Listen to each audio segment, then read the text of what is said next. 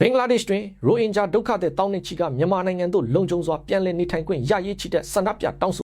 ဘင်္ဂလားဒေ့ရှ်နိုင်ငံကော့ဘဇာခရိုင်ရှိဒုက္ခသည်စခန်းများတွင်နေထိုင်နေကြသည့်ရိုဟင်ဂျာဒုက္ခသည်တောင်းနှင့်ချီကဩ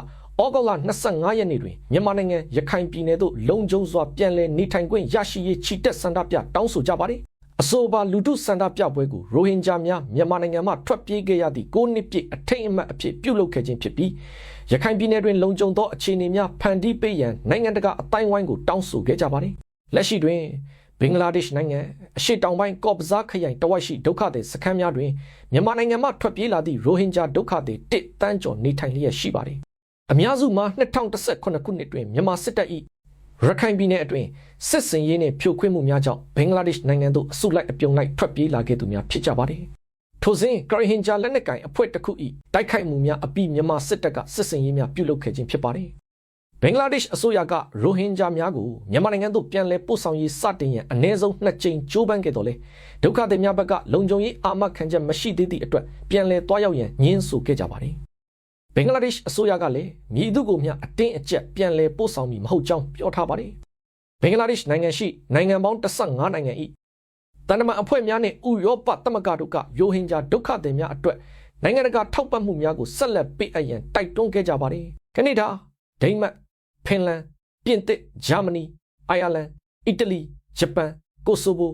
နယ်သာလန်နော်ဝေစပိန်ဆွီဒင်ဆွစ်ဇာလန်နှင့်ဗြိတိန်တို့ပါဝင်သည့်ပူးတွဲကြေညာချက်တွင်ဘင်္ဂလားဒေ့ရှ်နိုင်ငံ၌ရိုဟင်ဂျာဒုက္ခသည်တဒသမ2တန်းနီးပါးဆက်လက်နေထိုင်နေကြောင်းဖော်ပြထားပါတယ်ရခိုင်ပြည်နယ်အတွင်းပဋိပက္ခများပုံမပြင်းထန်လာခြင်းအယက်သားအခြေခံအဆောက်အုံများအပေါ်လေကြောင်းတိုက်ခိုက်မှုများလူသားချင်းစာနာထောက်ထားမှုဆိုင်ရာအကူအညီများနဲ့ကုန်သွယ်ရေးအပေါ်ကန့်သတ်မှုများကြောင့်လူသားချင်းစာနာထောက်ထားမှုအကျပ်တဲပုံမဆိုးရွားလာပြီးဘင်္ဂလားဒေ့ရှ်နိုင်ငံဘက်သို့နောက်ထပ်လူများထွက်ပြေးလာနိုင်သည့်အခြေအနေဖြစ်ပေါ်နေကြောင်းလည်းတန်တမန်အဖွဲ့များကသတိပေးထားပါတယ်လက်ရှိရခိုင်ပြည်နယ်အခြေအနေကရိုဟင်ဂျာများကိုမိမိစန္ဒအလျောက်လုံခြုံစွာဂုံတိတ်ခါရှိစွာနှင့်ရေရှည်တည်တံ့စွာပြန်လည်နေထိုင်နိုင်ရန်အခြေအနေမပေးသေးကြောင်းလည်းပူးတွဲကြေညာချက်တွင်ဖော်ပြထားပါတယ်ရိုဟင်ဂျာများသည်မြန်မာနိုင်ငံရှိမိမိတို့၏နေအိမ်များသို့ပြန်လည်နေထိုင်ခွင့်ရရှိသင့်ကြောင်းနိုင်ငံများကထောက်ပြခဲ့ပြီးရခိုင်ပြည်နယ်တွင်ပဋိပက္ခများဆက်လက်မြင့်တက်နေသည့်အတွက်လူသားချင်းစာနာထောက်ထားမှုဆိုင်ရာလိုအပ်ချက်များလည်းပုံမတိုးပွားလာနေကြောင်းဆိုပါတယ်ရိုဟင်ဂျာအရေးနှင့်ပတ်သက်၍အပြည်ပြည်ဆိုင်ရာတရားရုံးတွင်လည်းမြန်မာနိုင်ငံအပေါ်လူမျိုးတုံးတပ်ဖြတ်မှုဆွဆွဲချက်များနဲ့ပတ်သက်သည့်ကြားနာမှုများကိုယခုနှစ်ဇန်နဝါရီလတွင်ပြုလုပ်ခဲ့ကြပါတယ်ကြားနာမှုကာလအတွင်းအစုလိုက်အပြုံလိုက်တပ်ဖြတ်မှုများလိမ်ပိုင်းဆိုင်ရာအကြမ်းဖက်မှုများနဲ့ဂျေးရွာများဖျက်ဆီးခံရမှုများနဲ့ပတ်သက်သည့်အထောက်အထားများကျွမ်းကျင်သူများ၏ထွက်ဆိုချက်များနဲ့တပ်တွေများ၏ထွက်ဆိုချက်များကိုတရားရုံးကသုံးသပ်ခဲ့ပါတယ်2019ခုနှစ်စစ်စင်ရေးများအတွင်းရခိုင်ပြည်နယ်မှ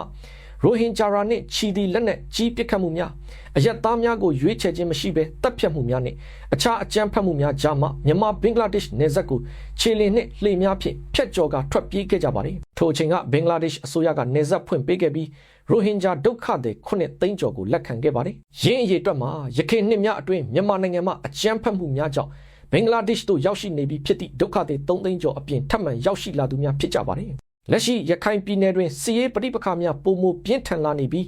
အာရခတပ်တော်နှင့်မြန်မာစစ်တပ်တို့ကြားတိုက်ပွဲများဆက်လက်ဖြစ်ပွားနေသည့်အတွက်ရိုဟင်ဂျာများနေရပြန်ရေးအတွက်လုံခြုံရေးအခြေအနေမှာစိုးရိမ်စရာဖြစ်နေစေဖြစ်ပါတယ်